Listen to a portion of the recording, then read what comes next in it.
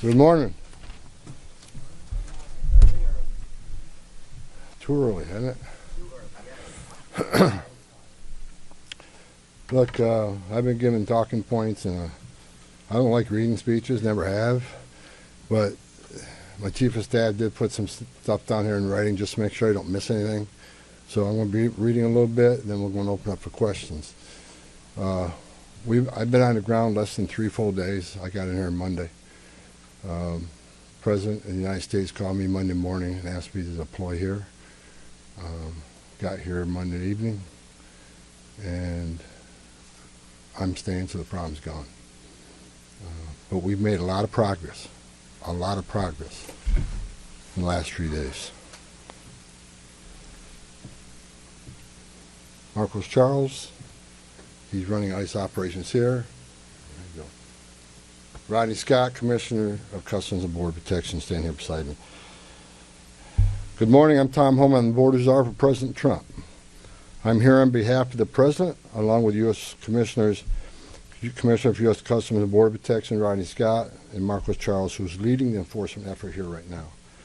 I've been on the ground since Monday to regain law and order in the city beloved by many, and work together to remove threats from the community. During the past administration, we'll all remember, more than 10 million illegal aliens entered this nation. Many were national security threats, public safety threats. We can't remember over 2 million known gotaways. 2 million people who paid more to get away. Why? That should scare the hell out of everybody. President Trump promised American people, including the residents of Minnesota, that he would work to ensure our communities are safe. And with that, this administration is absolutely focused on identifying removal aliens that pose a public safety threat and national security threats. And the numbers prove it. The data proves it. In the past few days, I've met with Governor Walz, Attorney General Ellison, Mayor Frey, numerous police chiefs and sheriffs, and I have more to meet.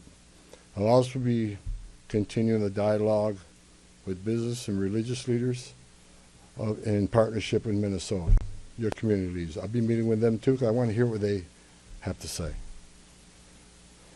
In my meetings with folks so far, and most importantly the governor and the AG, the Mayor Frey, we didn't agree on everything. I didn't expect to agree on anything.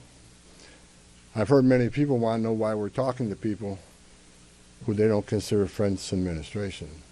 Bottom line is, you can't fix problems if you don't have discussions. I didn't come to Minnesota for photo ops or headlines. You haven't seen me. I came here to seek solutions, and that's what we're going to do. And we've come a long way, and we got some good wins for the people of Minnesota, I think, and for the administration and for the safety and security of this city. One thing we did agree on, though, everybody I talked to agreed on, was that community safety is paramount. One thing we all agreed on was U.S. Immigration Customs Enforcement is a legitimate law enforcement agency that has a duty to enforce the laws enacted by Congress and keep this community safe. Like I've said many times for the last several years, even before this administration, jurisdictions that refuse to cooperate with federal immigration authorities are sanctuaries for criminals. Sanctuary cities are sanctuaries for criminals, and endangers the residents of the community. To be clear, we did not agree with Minnesota state and local officials that they would be involved in immigration enforcement. I didn't ask them to be immigration officers. I'm asking them to be cops working with the cops to help us take criminal aliens off the street. What we did agree upon is not to release public safety arrests back in the community when they could be lawfully transferred to ICE. I'll speak more about that. I will highlight that the Minnesota State Prison System under the Department of Corrections have been honoring ICE detainers. And we appreciate that important collaboration, and we're going to expand upon that. That decision has made Minnesota safer, not only for residents of Minnesota, but the men and women law enforcement. Not just ICE, all law enforcement. Rather than arresting the same public safety threat, significant public safety threat over and over again, they agree to work with us to identify those people and remove them. I'm also pleased to announce I had a very good meeting with Attorney General Ellison, and he has clarified for me that county jails may notify ICE of the release dates of criminal public safety risks so ICE can take custody of them upon the release from the jail. And let me tell you why that's important. I know people are a lot concerned about the manpower has been sent in law enforcement manpower. Look, I've said this many times before. I've said it for the last several years. Give us access to the illegal alien public safety threat and the safety and security of a jail. It's common sense. It's safer for the community, it's safer for the agent, and it's safer for the alien. Because anything can happen on a street arrest. It just makes common sense. And for the people that argue, well, we're a welcoming community because we want victims and witnesses of crime that are here illegally to feel safe to come to police without fear they're working with ICE, we're not going to talk to the victim and witness of crime. There's no problem there. They should feel safe to come to police and ask for help. All we want is to talk to the person that local and state law enforcement authorities locked in a jail cell. They chose to lock this person up. That's who we want to talk to, the public safety threat. So that argument is that protects victim witnesses of crime. It's a bunch of crap. Victims and witnesses of crime don't want the bad guy back in their neighborhood either.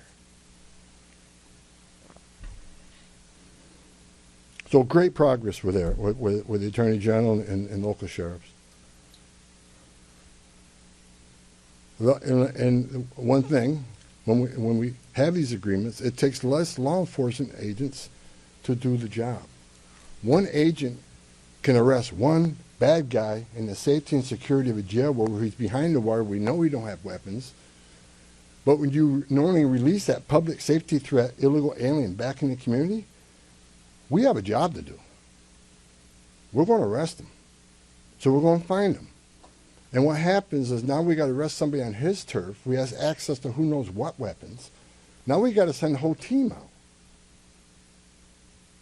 Cover the back door, cover the front door, officer safety reasons. Then because of the hateful rhetoric and the attacks on ICE officers, now we got to send a security team behind the arrest team. So what could have been done with one person in a safety and security jail, now we got 15, 16 people out there doing it. I know that causes stress in the community. So if we get these agreements in place, that means less agents on the street. More agents in the jail means less agents in the street. This is common sense cooperation that allows us to draw down on the number of people we have here. Yes, I said it. Draw down the number of people here. Because we have the efficiency and safety of the jails and the prison. Matter of fact, I have staff from CBP and from ICE working on a draw-down plan. What does that look like based on the cooperation? What does that look like based on how many targets we have left to find? In my meetings with Governor Walz, A.G. Ellison, and Mayor Fry, as well as state and local law enforcement, again, I appreciate they all acknowledge that we do have federal immigration laws in this country that have been passed by Congress, and that ICE is in fact a legitimate law enforcement agency charged with enforcing those laws. We're not making this up, folks. ICE is enforcing laws enacted by Congress. They're a federal statute.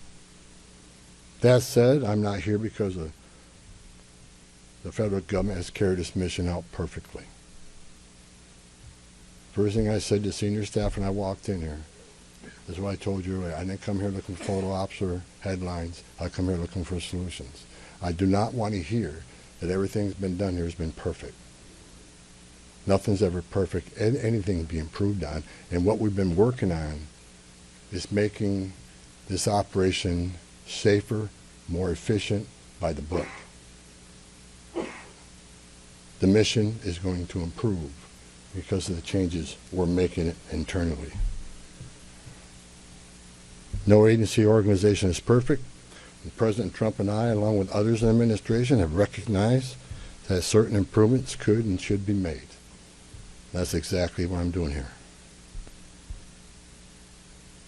As such, in meetings I've had with federal law enforcement managers, including ICE and CBP and other federal partners, as well as state and local officials, I have conveyed the President's expectations with regard to federal immigration enforcement efforts. We will conduct targeted enforcement operations. Targeted. What we've done for decades. When we hit the streets, we know exactly who we're looking for. Good idea where we may find them.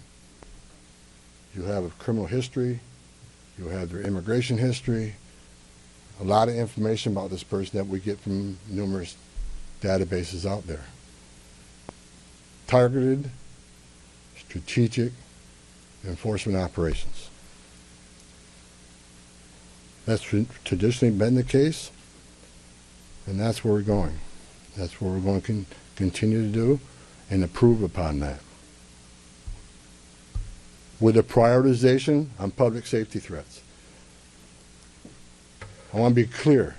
I don't read a lot of social media. I don't read a lot of media. I don't believe half what I see. We are not surrendering the President's mission in immigration enforcement. Let's make that clear.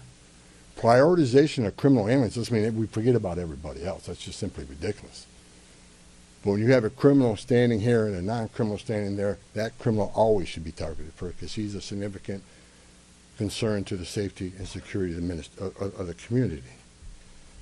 By and large, for decades, ICE and CBP have carried out their duties with integrity, professionalism, and compassion. That remains the expectation under President Trump, and I will, hold our agents and officers to that standard. I'm almost done, then Tom can be Tom. As far as the agitators, that said, I want to reiterate and make very clear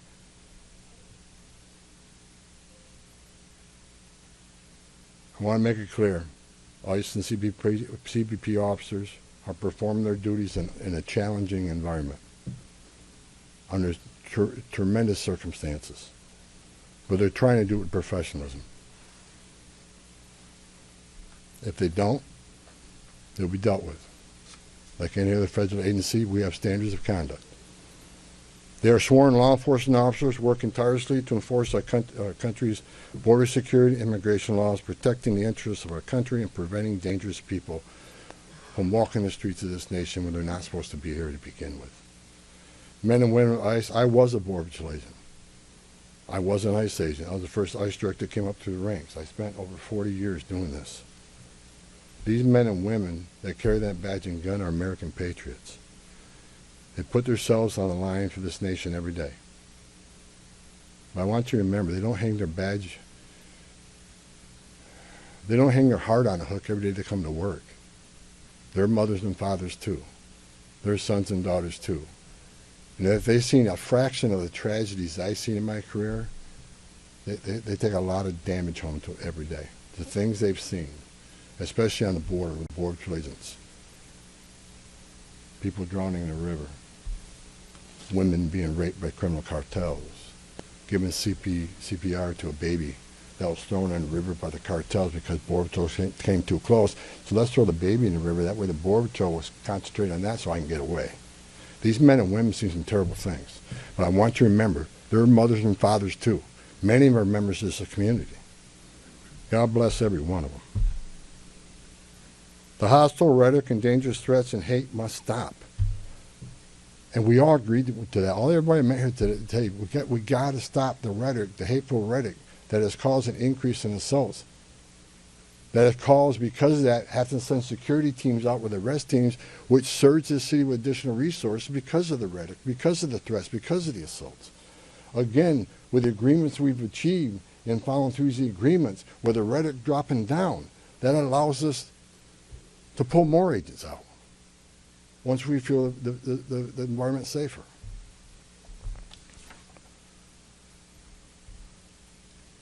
I begged for the last 2 months on TV for the rhetoric to stop. I said in March, if the rhetoric didn't stop, there was going to be bloodshed. And there has been.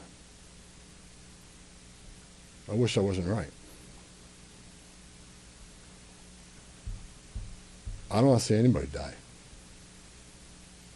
Not officers, not members of the community, and not the targets of our operations. For the people out there who don't like what ICE is doing, if you want certain laws reformed, then take it up with Congress. Again, ICE is making this up. They're enforcing laws enacted by Congress and signed by the President. The same laws have been on the books for the last 6 presidents I worked for. I started with President Reagan and ending with President Trump. Every administration, we enforce the same laws. If you don't like what ICE is doing, instead of protesting this building, go protest Congress. Tell me you want changes.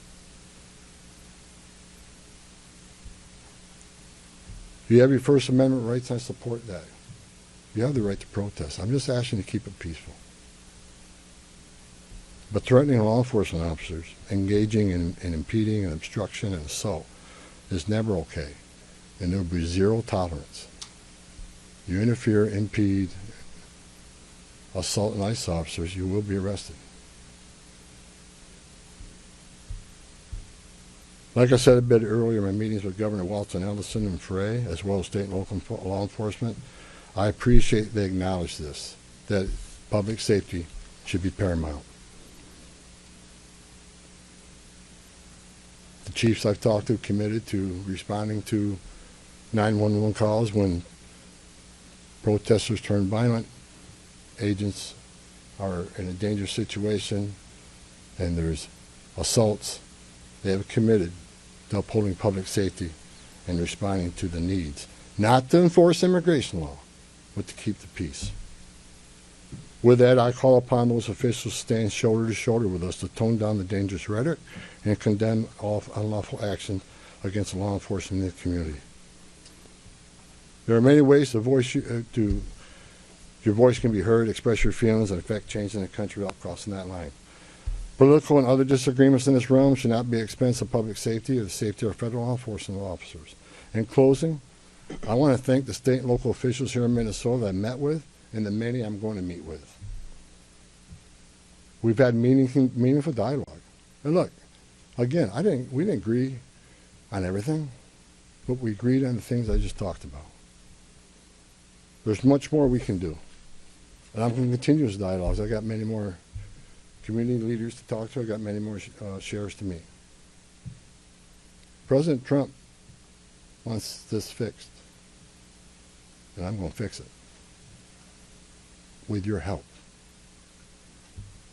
I want to thank President Trump for his unwavering commitment to public safety and prosperity of every American. Under the President's leadership, we have the most secure border in the history of this nation, which means less women are being raped, less children are dying crossing that border, less fentanyl is getting in this country to kill Americans, less known suspected terrorists are crossing that country, and we don't have 2 million unknown gotaways. We don't know who the hell they are. A secure border, we have stronger national security. A secure border saves lives. When 96% less people are coming, how many women aren't being sucked to by members of the cartel? How many people aren't dying making that journey? How many Americans aren't dying of fentanyl overdoses? How many women and children aren't being sex trafficked in this nation? The data proves it. Anybody can find that data. So God bless this great nation. God bless Minnesota. We can do better. And I thank your local and state leaders meeting with me.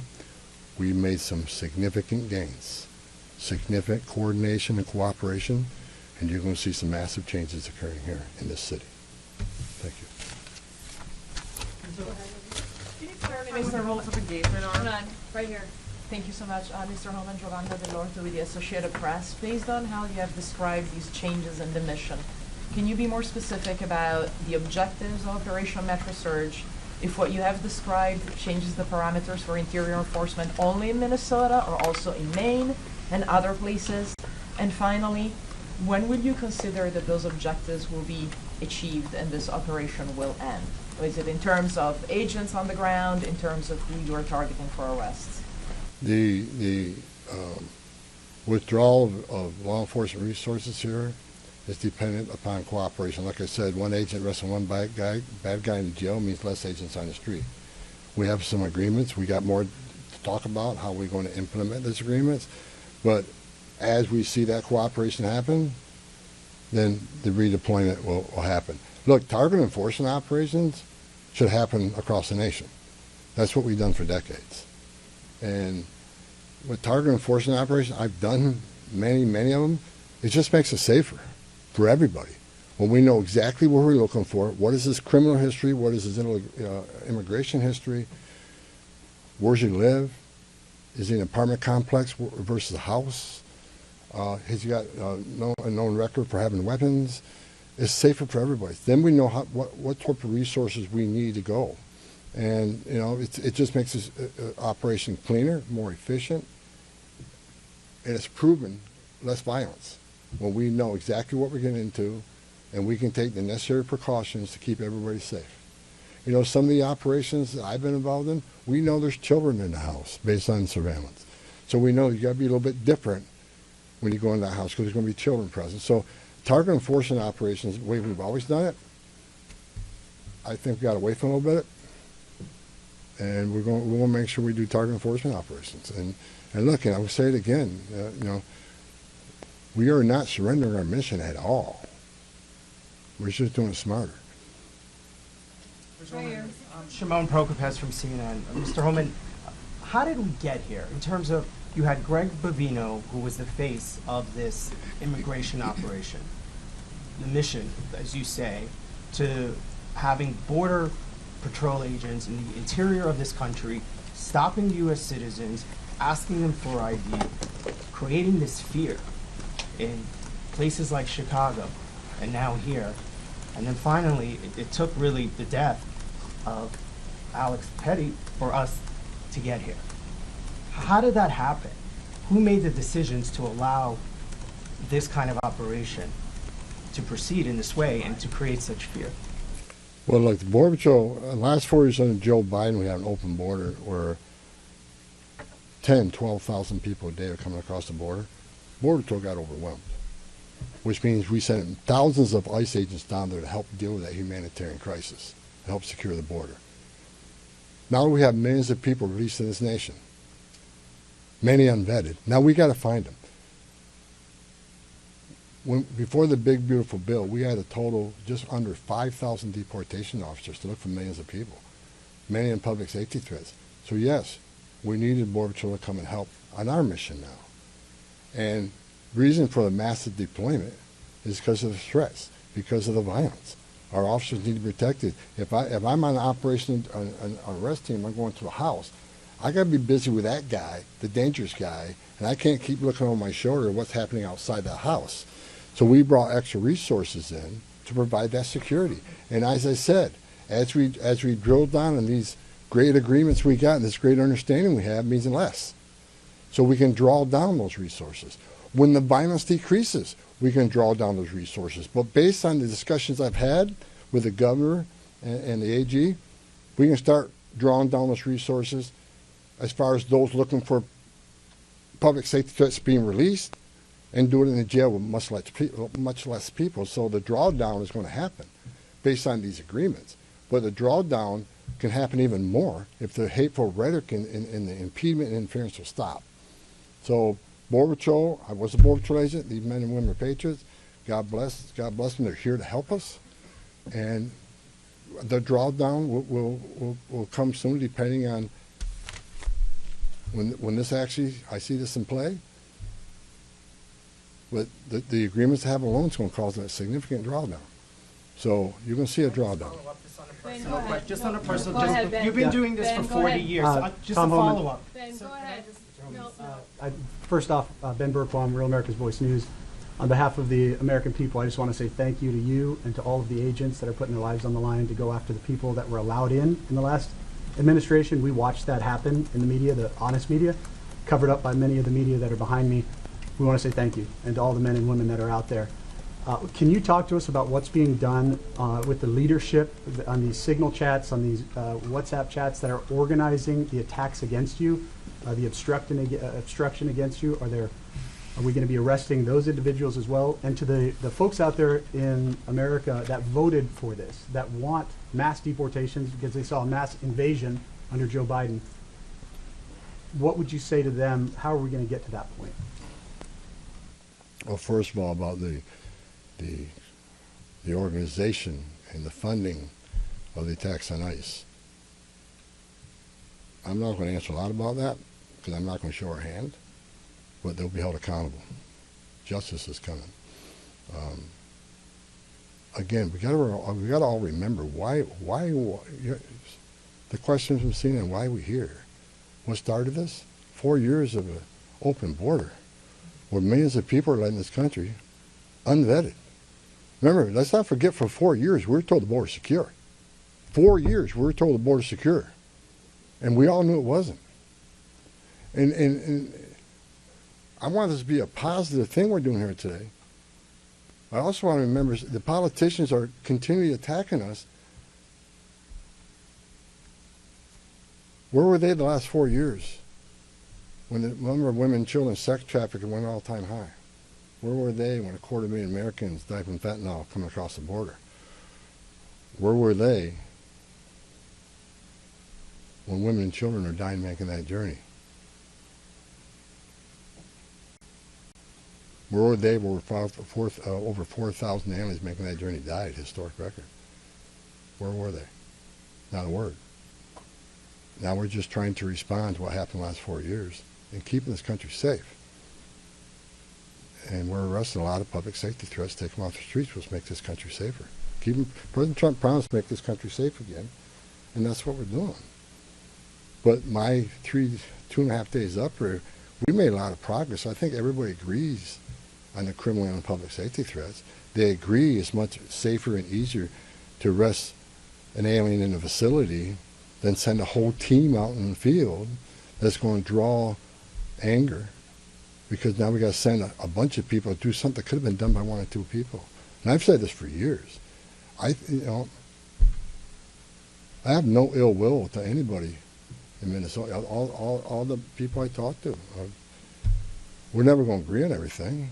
We have different philosophies and different opinions on immigration, but we all agree this is a way to go to reduce safety, reduce crime, not reduce safety, reduce crime, and increase safety for our operations. More people in the jail means less people on the street. It's simple math. Sir, Lana Zach, CBS News. Everybody I've spoken with agrees that if somebody has a violent criminal history and is a fugitive, they don't want them as their neighbor. But when you're talking about a targeted operation, and are you talking about targeting people whose crime is coming to this country, or is it a more specific definition now? All operations will be targeted, but the prioritization are going to be criminal aliens, public safety threats, and national security threats. I've met with Marcos and his staff. We got to allow them. We got to allow them to keep us busy. So that would be our focus. So that is enough that's what, there is not going to be a focus on people who have no other crimes except for their status. If you're in the country illegally, you're never off the table. But prioritization doesn't mean you forget about everybody. So let me say this. If the message we send is you can enter this country illegally, it's a crime, don't worry about it. You can have your due process, show up in court, not show up in court, get ordered removed, don't worry about it. Unless you commit a serious crime, you're good to go. If that's the message we send to the world, you're never going to fix this problem. The most vulnerable people in the world will make that dangerous journey like they did under the Joe Biden administration. Over 4,000 aliens died making that journey. And again, a significant increase in sex trafficking. Because when they did that and opened those borders up saying, we're not going to detain you, we're going to give you free health care, we're going to fly you to the city of your choice, put you in a free hotel room, give you 3 meals a day, and give you work authorization, we're just going to bring you in. And when they did that, they sent a message to the whole world, you can come and do this. And what happened? They overwhelmed the men and women of the Border Patrol, where many days 70% of agents were pulled off that line. 70%. You don't think the criminal cartels had a field day with that? They created gaps for the cartels do their activity. And that's why you've seen the rise in fentanyl overdose. That's why you saw the rise in sex trafficking. The 2 million plus known gotaways, why did they pay more to get away? Why didn't they pay less, turn yourself in, get released within 24 hours? You get a free airline ticket to the city of your choice. We're going to give you a free hotel room, and we'll give you free food and free medical care. And you're going to get work authorization in 6 months. Why did 2 million people choose to pay more not to take advantage of that giveaway program? They didn't want to be vetted. They didn't want to be fingerprinted. That scares the hell out of me. And it does still.